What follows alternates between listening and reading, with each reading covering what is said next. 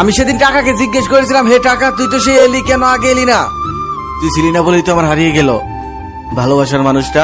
টাকা তখন উত্তরে বললো, আমাকে দিয়ে দুনিয়ার সবকিছু কেনা যায়, তবে ভালোবাসা না। আমি না থাকলে যদি কেউ হারিয়ে যায়, সেটা বেঈমান ছিল, ভালোবাসা না।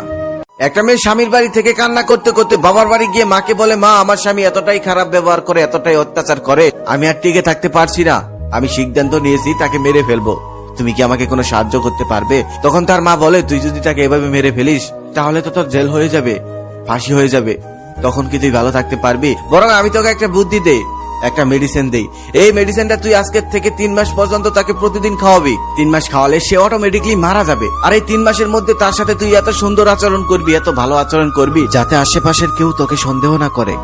তারপর মেয়েটি খুশি মনে চলে যায় আর বাসায় গিয়ে প্রতি রাতে দুধের সাথে মিশিয়ে সেই মেডিসিনটি খাওয়াতে থাকে।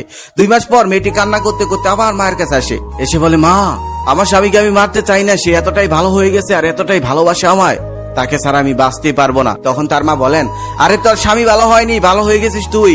কারো কাছ থেকে ভালোবাসা পেতে হলে তাকে আগে ভালোবাসতে হয়, কারো কাছ থেকে সুন্দর ব্যবহার পেতে হলে তার সাথে আগে সুন্দর ব্যবহার করতে হয়। একটা ছেলে সারাদিন কাজের মধ্যে ব্যস্ত থাকে, হাজারটা টেনশন মাথায় নিয়ে ঘুরে বেড়ায়, বাড়িতে এসে সে যদি ভালোবাসা না পায়, সে তো খারাপ আচরণ করবেই। এখানে দোষটা তোর স্বামীর নয়, দোষটা ছিল তোর। তাড়াতাড়ি যা, অতীতের ভুলের জন্য এখনই গিয়ে ক্ষমা চা। আর হ্যাঁ, ওটা কোনো মানুষ মারার মেডিসিন ছিল না, ওটা জাস্ট ময়দা ছিল, তোকে বোঝানোর জন্য। ওটা খেয়ে তোর স্বামী কখনোই মরবে না। সৌদি আরবে তেলের থেকে পানির মূল্য বেশি, শুধু তাই নয়, 1 ফোঁটা পানি সাগর থেকে শহর পর্যন্ত আনতে কতটা কাঠখড় পুরাতে হয়, এটা সৌদিরা খুব ভালোভাবেই জানে। সৌদিরা তেল খরচ করতে ভাবে না, কিন্তু পানি খরচ করতে ভাবে। আর আমাদের দেশে তেলের কত দাম, অথচ পানি আমরা যেমনি ইচ্ছে তেমনি খরচ করি। সৌদিরা তেল খরচ করতে ভাবে না, কারণ তাদের দেশে তেল অ্যাভেলেবেল। আর আমরা পানি খরচ করতে ভাবি না, কারণ আমাদের দেশে পানি অ্যাভেলেবেল।